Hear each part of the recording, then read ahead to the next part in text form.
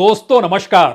माना तो यही गया है कि जनवरी 2024 में जब अयोध्या में राम मंदिर तैयार होगा, उसके बाद हिंदुत्व का नारा समूचे देश में बीजेपी कुछ इस तरीके से गुंजाएगी और बीजेपी के साथ आरएसएस और उसके तमाम कैडर देश में कुछ इस तरीके से सक्रिय होंगे कि चुनाव के शुरुआत होते होते बीजेपी की जीत तय हो जाए। यह देश में लहर बनने लगेगी क्योंकि हिंदुत्व का कार्ड 2024 में खेला जाना है और इसकी आहट लगातार हो भी रही है। लेकिन यह कहां किसी को पता था कि 2024 तो दूर की गोटी हो जाएगी और कर्नाटक चुनाव में ही हिंदुत्व का कार्ड खेलना पड़ जाएगा, वह भी बजरंग बली के नाम पर।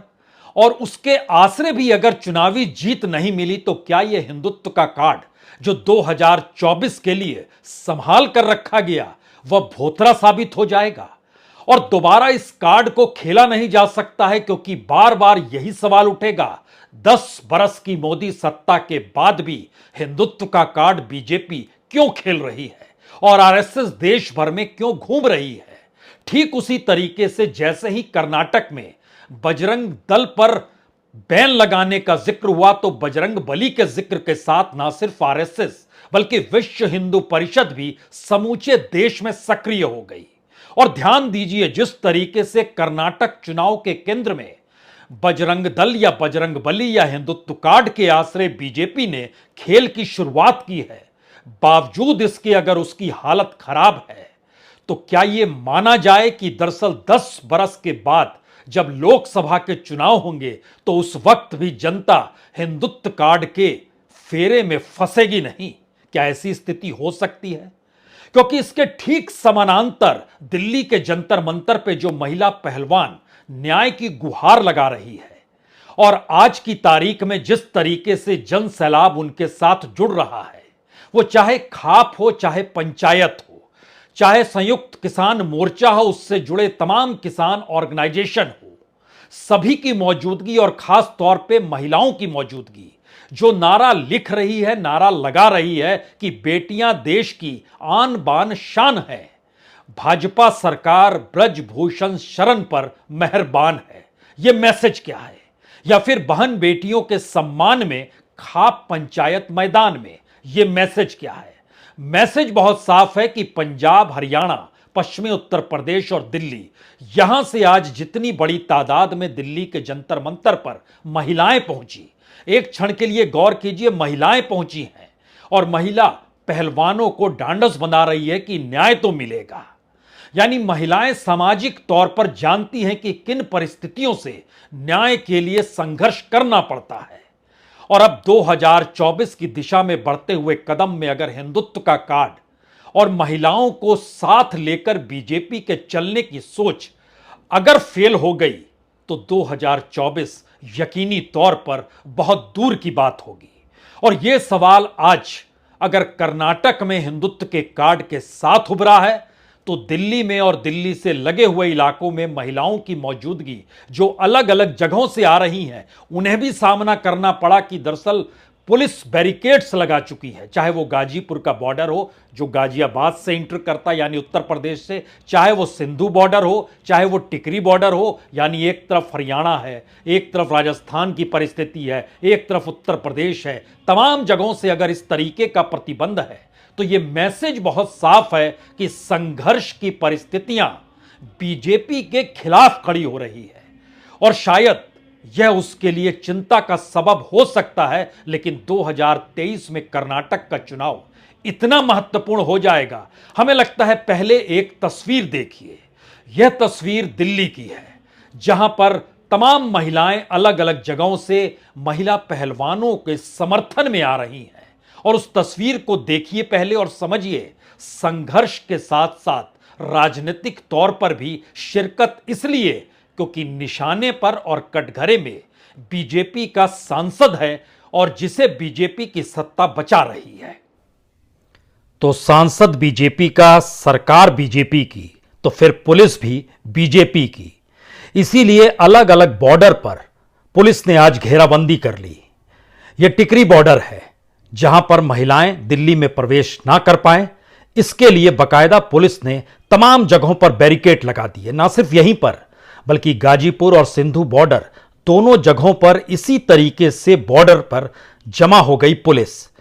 अलग अलग माध्यमों से भी, बसों से, ट्रक से, ट्रैक्टर से, रेलगाड़ियों से भी समर्थन देने के लिए किसान यूनियन से जुड़े किसान भी पहुंचने लगे। इतनी बड़ी तादाद में जंतर मंतर पर जब मौजूदगी शुरू हुई तो वहां पर साक्षी मलिक और विनेश फोगाट, दोनों किसानों के बीच और सामने महिलाओं का समूह। यह दरअसल सरोकार की भाषा है, साथ मिलना। और कोई महिला आंदोलन कर रही है, वह भी न्याय के लिए, शोषण के खिलाफ, साथ में बजरंग पुनिया है। यह सारी परिस्थिति बतलाती है कि गले मिलकर, हाथों में हाथ थामकर सब कोई एक साथ खड़े हो गए। और सब बहुत आश्चर्यचकित थे कि अंतर्राष्ट्रीय खिलाड़ी, और जब इन्हें न्याय नहीं मिलता है तो अलग अलग जिलों से पहुंचे इतनी बड़ी तादाद में जो महिलाएं हैं वह सोचने जरूर लगी यह क्या हो रहा है। और ऐसे में सुरक्षा कर्मियों का बंदोबस्त जबरदस्त तरीके से, ना सिर्फ अलग अलग सीमा पर बल्कि जंतर मंतर पर भी। और यह नजारा जो है तमाम चीजों की याद दिलाता है कि आंदोलन को कैसे रोका जाए और कोई न्याय की गुहार ना लगाए, क्योंकि सत्ता बीजेपी की है। जो कटघरे में है वह भी बीजेपी का सांसद है, तो पुलिस भी तो सत्ता की ही। जंतर मंतर पर यह मौजूदगी दरअसल सिर्फ महिला पहलवानों को देखकर और न्याय की मांग करते हुए संघर्ष के आश्रय मत देखिए, क्योंकि जो आवाज निकल रही है उसमें न्याय की गुहार भी है और फेल होती कानून व्यवस्था भी है। दिल्ली पुलिस ने 28 अप्रैल को एफआईआर दर्ज की। एफआईआर दर्ज करने में भी उसने हफ्ते भर का वक्त लगा दिया और सुप्रीम कोर्ट के निर्देश के बाद एफआईआर दर्ज हुई। एफआईआर दर्ज हो गई तो उसके बाद 10 दिन होने को हो रहे हैं, लेकिन ब्रजभूषण शरण सिंह से पूछताछ नहीं की, जबकि मामला तो पॉस्को के तहत भी दर्ज है। 2 मामले दर्ज हैं और इस दौर में ब्रजभूषण शरण सिंह के साथ या उनको लेकर जो महिला पहलवानों ने किया वह भी अखबारों में छप चुका है। जो कहा महिलाओं ने और जो अपने बयान दर्ज किए वो शायद समूचे समाज को शर्मिंदा कर दें। लेकिन अगर यह आवाज सिर्फ केंद्रित रह जाती कि महिला पहलवानों के साथ है तब तो ठीक है, लेकिन एक पूरी फहरिस्त हमारे पास है कि पंजाब के 16 जिलों से महिलाएं पहुंची हैं, हरियाणा के 9 जिलों से महिलाएं पहुंची हैं, दिल्ली के 3 कॉन्स्टिट्यूएंसी जो है वहां से महिलाएं आई हैं, और पश्चिमी उत्तर प्रदेश से किसानों के संगठन और चंद महिलाएं भी पहुंची हैं। यह मैसेज बहुत साफ है कि दरअसल इस दौर में, यानी बीजेपी की राजनीतिक सत्ता पाने की चाह में राजनीति कानून से ऊपर कैसे हो गई। क्या यह बीजेपी के उस कार्ड की लंका लगा रही है जहां पर यह मानकर बीजेपी चल रही थी कि 2024 में महिलाओं को साध लेंगे। और ध्यान दीजिए, महिलाओं के ऊपर होने वाले अत्याचार को लेकर 2014 में भी बहुत नारे लगाए गए, लेकिन वह सब कुछ अगर थोथे साबित हो रहे हैं तो अगला सवाल यह है कि अब बीजेपी के पास या मोदी और शाह के पास वो कौन सा कार्ड है जिसके जरिए ये चुनावी जीत हासिल करेंगे।